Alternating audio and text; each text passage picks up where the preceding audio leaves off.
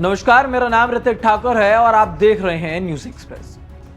एक सीधा सा सवाल, जब देश का युवा, देश का छात्र अपनी पढ़ाई, अपने भविष्य और पेपर लीक जैसे मुद्दों को लेकर के सड़क पर उतरता है, तो राज्य की पुलिस को भीड़ संभालने के लिए किस हथियार की जरूरत पड़ती है?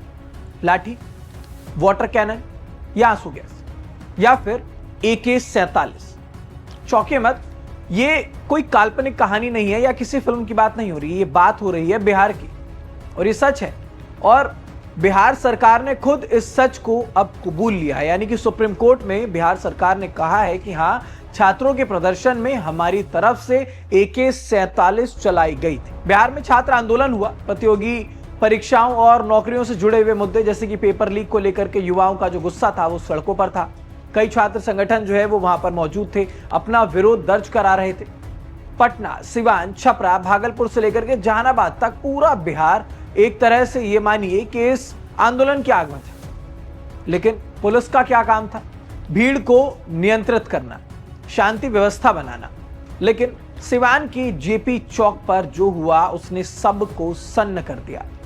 सुप्रीम कोर्ट में दायर अपनी एफिडेविट में बिहार सरकार ने माना है कि सिवान में जिला इंटेलिजेंस यूनिट यानी कि DIU के एक पुलिसकर्मी ने प्रदर्शनकारी छात्रों पर AK-47 राइफल से 4 राउंड फायरिंग की है।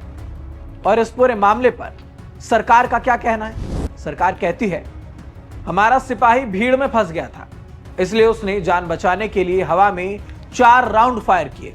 और राहत की बात यह है कि AK-47 की गोली से कोई भी घायल नहीं हुआ। अब जरा सोचिए, सरकार कहती है कि कोई मरा तो नहीं, कोई AK-47 से घायल तो नहीं हुआ, सब ठीक तो है। लेकिन सवाल यह है कि गोली नहीं लगी, चलिए ये तो गनीमत की बात है, लेकिन AK-47 का ट्रिगर दबाना क्या सही था? AK-47 के बारे में आपको बता दूं पहले, ये कोई खिलौना नहीं होता, ये प्लाटून लेवल का एक ऐसा कॉम्बैट वेपन है जिसे लिथल वेपन कहा जाता है, जिसका इस्तेमाल स्पेशल ऑपरेशंस यानी कि आतंकवादियों से निपटने या फिर बॉर्डर पर दुश्मनों का सफाया करने के लिए किया जाता है। ये खुद सरकार ने अपने हलफनामे में माना कि ये स्पेशल ऑपरेशंस का एक हथियार है, लॉ एंड ऑर्डर संभालने का नहीं। फिर भी एक पुलिसकर्मी छात्रों के बीच AK-47 लहराता है।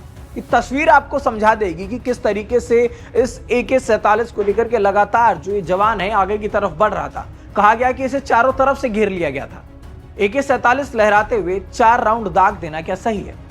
अगर हवा में चलाई गई वो गोली किसी भटके हुए एंगल से, किसी भी गलती की वजह से किसी निर्दोष छात्र, किसी राहगीर या फिर किसी दुकान पर खड़े व्यक्ति को लग जाती, तो इसका जिम्मेदार कौन होता? क्या तब भी सरकार यही कहकर अपना पल्ला झाड़ लेती कि सिपाही भीड़ में फंस गया था? हाँ, सिक्के के दूसरे पहलू पर भी हमें नजर डालनी होगी। ऐसा नहीं है। सरकार का यह दावा है कि प्रदर्शन के दौरान उपद्रवियों ने पथराव किया, 150 से ज्यादा पुलिसकर्मी और सरकारी कर्मचारी घायल हुए, गाड़ियां भी फूकी गई। छपरा में एक वीडियो की तो आंख तक चली गई। हिंसा को रोकने के लिए वाटर कैनन, 9mm पिस्तौल तक का इस्तेमाल किया गया। इसमें 3 प्रदर्शनकारियों को गोली लगने से चोटें आई हैं।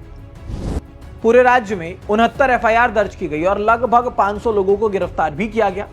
तो ऐसे में हम ये बिल्कुल नहीं कह रहे हैं कि जो उपद्रव या फिर सरकारी संपत्ति को नुकसान पहुंचा रहे हैं वो लोग सही हैं। हिंसा किसी भी समस्या का समाधान नहीं होती, लेकिन सवाल नियत और नियम का भी होता है। जो SOP होती है यानी कि स्टैंडर्ड ऑपरेटिंग प्रोसीजर, इस नाम की भी एक चीज होती है और इसी के तहत जब इस तरीके की स्थिति आती है तो वहां पर उस तरीके से सिचुएशन को टैकल किया जाता है, हैंडल किया जाता है। क्योंकि भीड़ अगर उग्र हो जाए तो पहले लाठीचार्ज, फिर आंसू गैस, फिर वाटर कैनन। छात्रों के आंदोलन में AK-47 का प्रयोग तो किसी कानून की किताब में लिखा ही नहीं है। जब विवाद बढ़ा तो सिवान के SP ने उस कांस्टेबल को सस्पेंड कर दिया और उस पर विभागीय जांच की जो बात है वो उन्होंने रखी। बिहार के DGP को नया निर्देश जारी करना पड़ा कि AK-47 का इस्तेमाल कहां और कैसे होना चाहिए।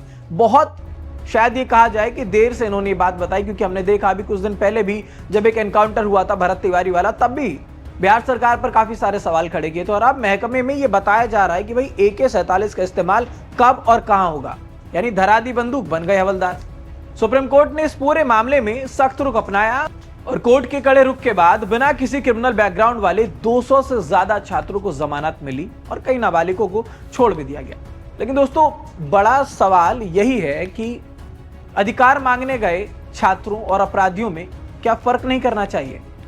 क्या जिस AK-47 का इस्तेमाल आतंकवादियों को मारने के लिए किया जाना चाहिए, उसका इस्तेमाल आप सिवान में बिहार के अंदर उन छात्रों पर कर रहे हैं जो अपना अधिकार मांग रहे हैं। और अधिकार भी क्या, वो ये कह रहे हैं कि आप अपने शिक्षा व्यवस्था में थोड़ा सा सुधार कर लीजिए।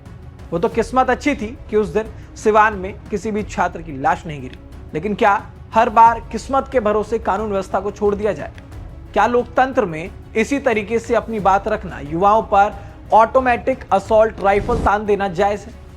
फिलहाल आप इस पूरे मामले को कैसे देखते हैं, हमें कमेंट बॉक्स में जरूर बताइएगा। देश दुनिया से जुड़ी तमाम खबरों के लिए देखते रहिए न्यूज़ एक्सप्रेस।